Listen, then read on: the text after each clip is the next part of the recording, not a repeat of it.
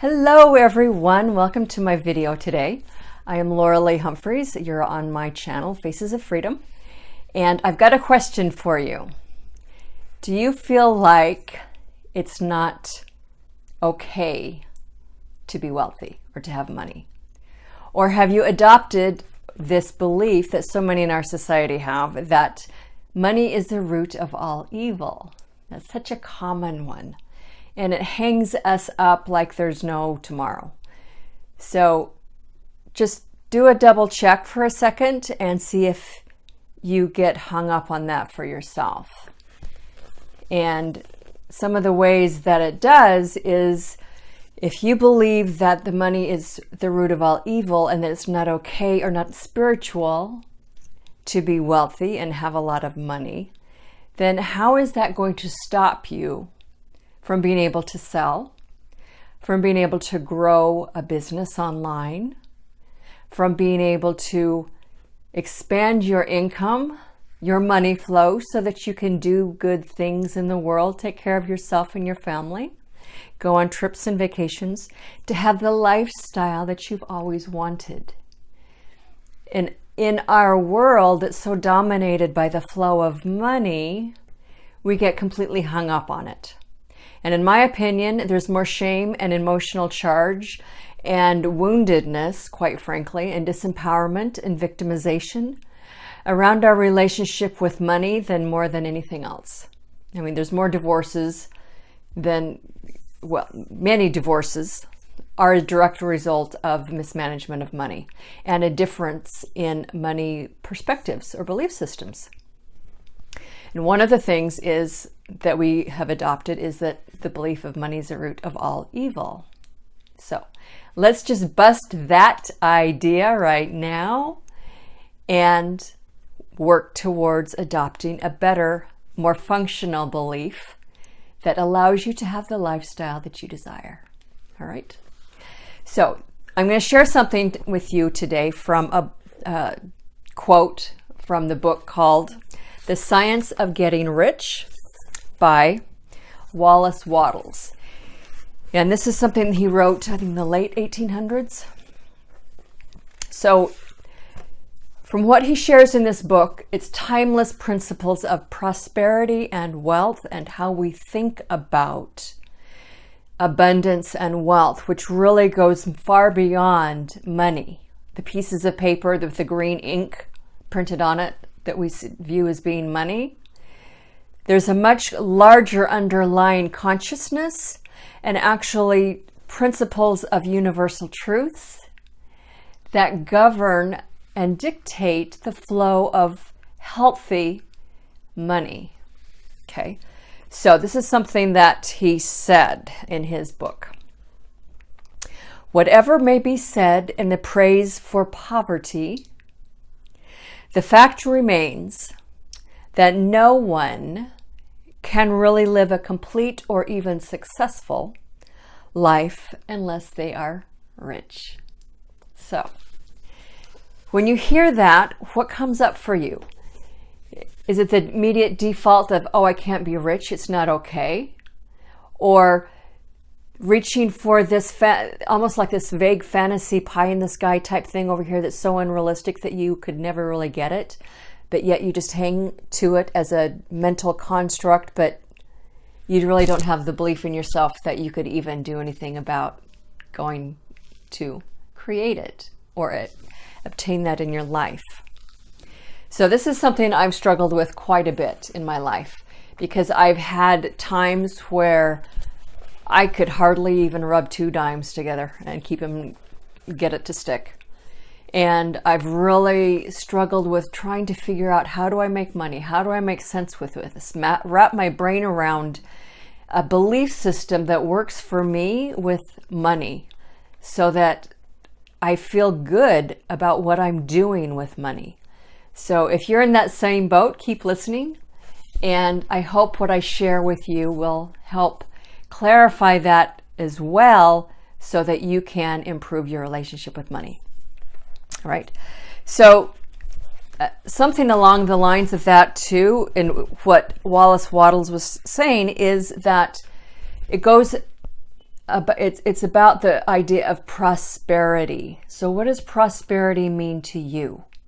Is it just getting by, just to feel comfortable of knowing that your bills are paid on time, and it's just kind of like the status quo life?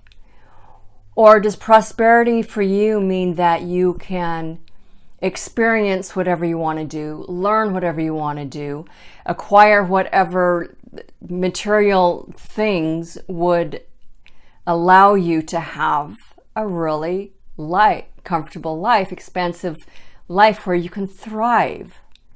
There's a difference between struggle and then comfortable and then thriving. So I think a lot of us are striving for thriving. That's why we start businesses. That's why we learn prosperity principles. That's why we learn how to sell and get through all the uncomfortable stuff that comes up in that process, so that we can create a life where we thrive rather than just, get by. So what I'm sharing with you, I hope, will help you in that process. So to me, the things that I was learning, then prosperity means the ability to pay for comfortably, or to afford whatever it is that you need to have the biggest, best expression of yourself, to take care of yourself, to keep yourself safe and secure. So that's prosperity, and that's going to be different for everyone. So what is going to make me feel like I can thrive and live the fullest expression of myself possible may be different than what that is for you. So it's good to get clear on how do you define prosperity as your individual viewpoint, aside from all of the societal beliefs and things we've been told about how money is evil. Okay, so let's just throw that away, disengage, unplug from that idea, and let's really look at what prosperity and wealth is, and then we can understand from a larger perspective how money is just a tool in that process of creating prosperity. Okay? So prosperity is the ability to afford to acquire whatever it is that you need to live the biggest, best, fullest expression of you. Okay? So the next question we have to ask ourselves is, then what is the biggest, best expression of you as an individual? What would allow you to grow and expand and develop yourself, your potential, your gifts, your creativity, so that you could express the highest potential of who you can be in your life? Is that not a definition of prosperity? A fullness of being, of who you are as a person, that has nothing to do with all the material stuff or the opportunities or the people that you interact with.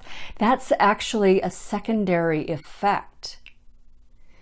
All of the outside stuff comes after you have this state of being inside of you where you recognize, I have all the resources available to me to experience and develop myself as a being, as a person, to fully express my potential.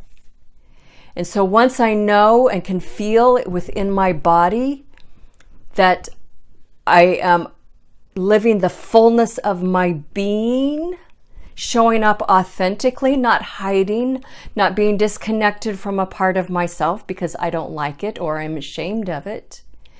But when I can embrace all of me and then express that into the world, is that not being prosperous? Does that make sense? So if you can be the fullest person, the fullest, most authentic expression of you, then your essence, your energy overflows into the world, sharing who and what you have to offer, what you know, your creativity, your gifts and your talents and things that you can give other people to help make their lives better and so that they can live their potential more. That's a state of prosperity. So if you can attach your thinking or your belief onto that rather than or in place of this idea that money is the root of all evil, just replace the two ideas in your mind and see what happens. See what kind of shift you experience in how you feel, how you show up in the world, how other people react to you, and how you feel when it comes to meeting somebody to offer your sales, your products and services. How you feel when it comes time to make a sale. Because you're offering the best of you. You follow that? So that's my definition of prosperity. And then wealth, which just comes after that, or it's kind of like piggybacks onto your definition of prosperity. Wealth is the desire for greater life, for greater expression. Rather than seeing wealth as greed, let's switch that around too and see it as it's a desire for you to express the fullest you that's possible, the most authentic, most developed, highest potential that you can be as a human being, the fullness of you, your prosperity of being. Then wealth is just a physical expression or byproduct of that. Okay? So I hope that's helping in clarifying a few things or giving you things to think about, to shift your mindset around so that you can have an easier, more comfortable time in building your business, making sales, prospecting people, meeting people, showing up, all the things necessary in growing a business, okay? That will give you, again, the lifestyle that you desire of prosperity and abundance, okay? So really look at prosperity as more of a inner state of being rather than the trappings, the material stuff, because that's really just an outcome, a result of you showing up to live your highest potential of you as a human being, as a spiritual being. Okay. So then the last thought I wanted to leave with you today is that in order to create this prosperity, this abundance and wealth in your life, to pursue this route of self-development, self-growth, so that you can become and reach your highest potential, that path takes a lot of commitment. And so you can look at your prosperity and your wealth building activities is really a commitment that you've made to yourself to do whatever is necessary to fully nurture, protect, and satisfy you, which encompasses the ability to thrive and grow and develop yourself to the highest potential possible.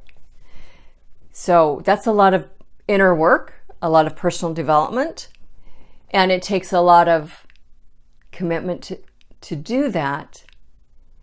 But it's really it's first and foremost a commitment to you inside, which then implies that you have to love and value yourself enough to make that kind of commitment to yourself and keep it, follow through with it, take the actions necessary to be able to provide for yourself whatever you need to feel fully nourished, nurtured, protected, and satisfied.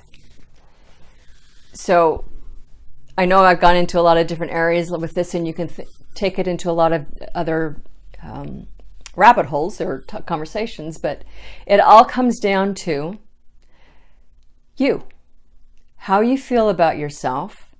Do you love and respect yourself enough that you can make that kind of commitment to yourself to do whatever is necessary to build a life where you can express yourself to the fullest degree possible? And out of that naturally overflows a sense of prosperity, which then shows up as a byproduct, is a result of your inner work. And the material wealth, the stuff that we call money and the trappings, that's just secondary. That's an effect of everything that you've done inside to grow and develop yourself.